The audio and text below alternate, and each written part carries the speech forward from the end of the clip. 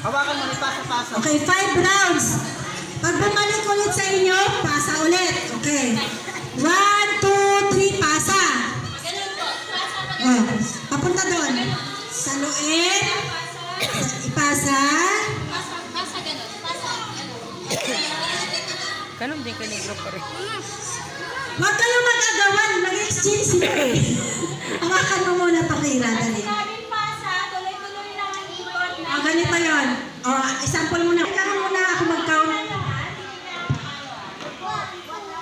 Okay, tignan nyo sila. 1, 2, 3, pasa. Yan, ganyan ha. 1, 2, 3, pasa.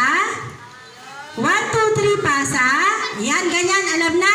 Ang ginawa kasi nila, pasa. Nag-exchange silang dalawa.